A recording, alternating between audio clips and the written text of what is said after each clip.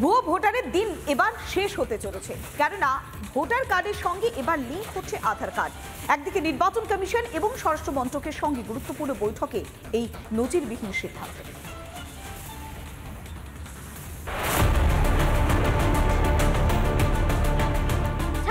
Vote করা নাড়ছে দরজায়, আর রাজনৈতিক নেতারা এখন থেকেই ব্যস্ত দরজায়। ভোটার তালিকায় ভূত খুঁজতে মল্লযুদ্ধে দুই ফুল, বিজেপি ও তৃণমূল। লিস্টে ভুতুরে ভোটারের হদিশ মিলতে যেন রাতের ঘুম উড়েছে ঘাসফুল শিবিরে। কারচুপি ধরা পড়তেই তোষণের ভোট ব্যাংকে ধস নামার আশঙ্কা। এবার শেষ সব অতীত, কারণ ভোটের 56 দিন এবারে শেষের পথে। ভোট জিহাদ রুখতে এবার ঐতিহাসিক পদক্ষেপ নির্বাচন কমিশনের। ভোটার কার্ডের সঙ্গে যুক্ত হবে আধার নম্বর। সংযুক্তিকরণের কাজ দ্রুত শুরু হবে। মঙ্গলবার বিজ্ঞপ্তি দিয়ে জানালো নির্বাচন কমিশন। আধারের সঙ্গে ভোটার কার্ড সংযুক্তিকরণের বিষয়টি নিয়ে আলোচনার জন্য দিল্লির নির্বাচন সদনে উচ্চ পর্যায়ের বৈঠকে বসেছিল জাতীয় নির্বাচন কমিশন। সেখানেই আধারের সঙ্গে ভোটার কার্ডের সংযুক্তির পদ্ধতিগত কাজ শীঘ্রই শুরুর সিদ্ধান্ত নেওয়া হয়েছে। ভারতীয় জনতা পার্টি স্বচ্ছতার প্রশ্নে কোনো ধরনের কম্প্রোমাইজ করতে চায়, ফলে স্বাভাবিকভাবেই ভোটার কার্ড, আধার সংযুক্তিকরণ এবং আধারের সাথে যেহেতু বায়োমেট্রিকটি রয়েছে, ফলে ভবিষ্যতে ভোট দেবার ক্ষেত্রে বায়োমেট্রিক তার প্রেজেন্সটাও গুরুত্বপূর্ণ। নির্বাচন কমিশনকে স্বাগত জানাই। আমরা বিগত তিনটি বার এইরকম 16 লাখ, 17 লাখ এবং 13 লাখ ভোটারের নাম কমিশনের কাছে জমা দিয়েছিলাম। দেখতে হবে যে সমস্ত বিদেশিরা এখানে এসে নকল আধার বানিয়ে গেছে, সেই নকল আধার কার্ড বানিয়ে তারা যেন ভোটার কার্ড সংযুক্তিকরণ করে ভোট দেওয়ার অধিকার না পায়। কমিশনকে কাজে লাগাচ্ছে বিজেপি, এমনই অভিযোগ তুলেছে বহু রাজনৈতিক দল। কেন্দ্রীয় সরকার যখন নির্বাচন কমিশনকে তারা মনে করছে যে তারা হাতের মুঠোয় তারা নিয়ে নিয়েছে, এটা নিয়ে অনেক বিতর্ক রয়েছে এবং আমাদের এটাই আপত্তি। অনুপ্রবেশকারীরা অনুগত ভোটার হবে, শুধুমাত্র এই একটি কারণেই অনুপ্রবেশে মদত দেয়া এই দেশে।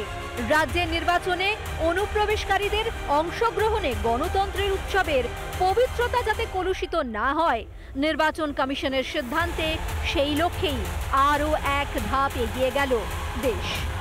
রিপাবলিক বাংলা।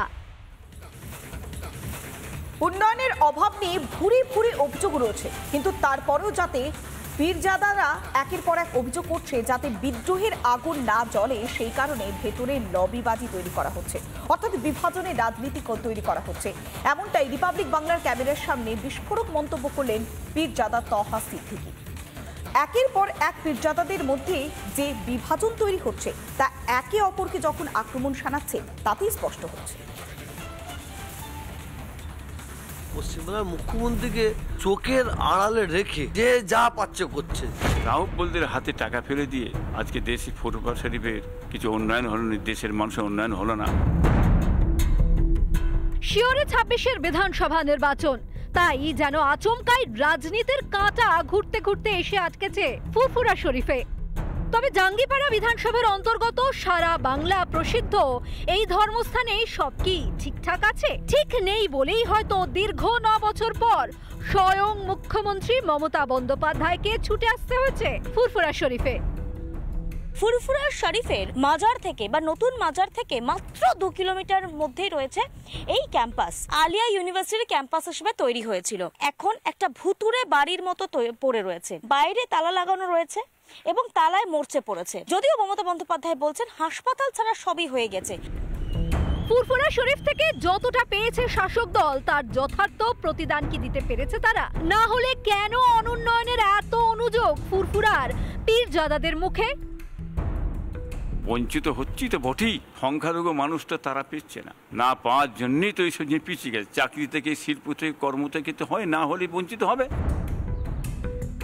তবে রাজনীতি বড় কঠিন বস্তু, কোনোদিন যাতে বিদ্রোহের দানা না বাঁধে তাই সুকৌশলে বিভাজনের খেলা হয়ে গিয়েছে ফুরফুরার মাটিতে। পরিস্থিতি এমন, প্রকাশ্যে বিভাজনের কথা স্বীকার করতে হচ্ছে তহা সিদ্দিকীকেও। কেন এখানে লবি তৈরি করে দেওয়া হয়েছে, আর এর মাথা ছোট নিচু কেউ নাই, এর মাথা উপরে। লবি তৈরি হয়েছে বলবো না, তৈরি করা হয়েছে, তৈরি করে অরাজকতা হয়েছে। এক পীরজাদা দুষছেন মুখ্যমন্ত্রীকে, অথচ তিনি বিধায়ক স্নেহাশিস চক্রবর্তীর প্রশংসায় পঞ্চমুখ। মহামান্য মুখ্যমন্ত্রী মহাশয় এসছেন ফুরফুরা শরীফে, 9 বছর বাদে বলছেন 10 বছর বাদে এলেন। এতদিন তিনি এলেন না। ফুরফুরা শরীফে অনেক দুর্ঘটনাও ঘটেছে, আমার বংশের ভাইপোদের উপরই টর্চারিং করছে, মেরেওছে, এবং আমার মাথাটাও ফেটেছে। তিনি তো একটা কোনো কথাই তো বললেন না তখন। এখন 10 বছর বাদে হঠাৎ চলে এলেন। অন্যদিকে আরও এক পীরজাদা আবার মুখ্যমন্ত্রীকে ক্লিনচিট দিয়ে যাবতীয় দায় চাপাচ্ছেন বিধায়কের ঘাড়েই। পশ্চিমবাংলার মুখ্যমন্ত্রীকে চোখের আড়ালে রেখে যে যা পাচ্ছে করছে। এখানকার বিধায়কের কাজ কি? ওদিকে গুরুত্বই নাই। 2.5 হাত 3 হাত গাছ হয়ে গেছে, চারিদিকে জঙ্গল গেছে। এমএলএর কোনো ভূমিকা ছিল না। এমএলএ উনি ঘরে বসে বসে এসে হাওয়া খাচ্ছিল।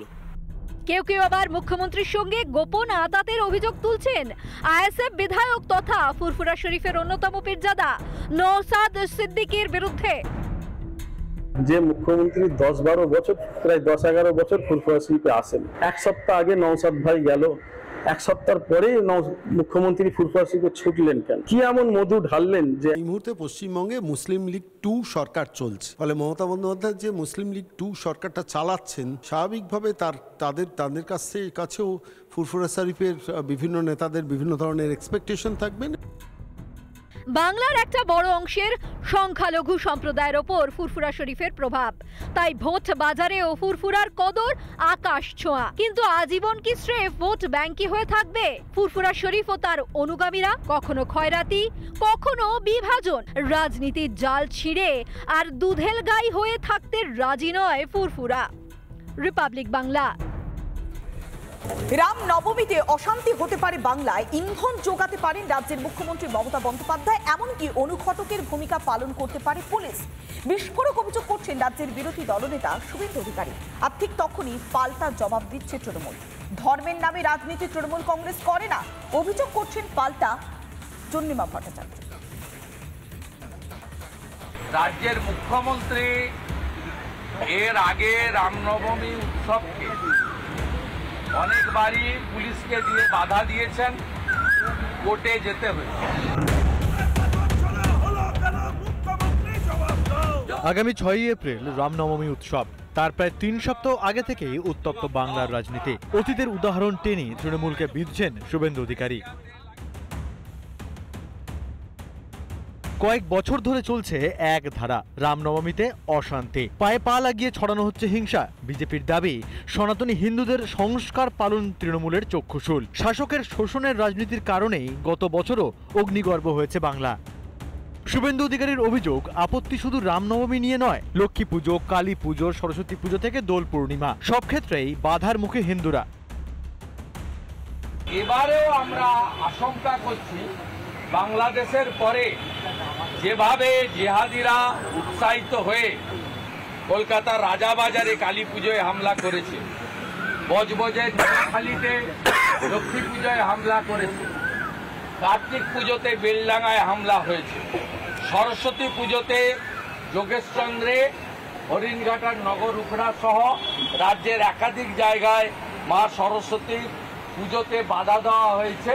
সর্বোপরি দোল পূর্ণিমাতে 163 ধারা জারি করে ইন্টারনেট সার্ভিস বন্ধ করে বীরভূম জেলার সাঁইথিয়াতে যে কাণ্ড আজও চালাচ্ছে পুলিশ প্রশাসন, একই ঘটনা রামনবমীতে পুলিশ এবং মুখ্যমন্ত্রী ঘটাতে পারেন।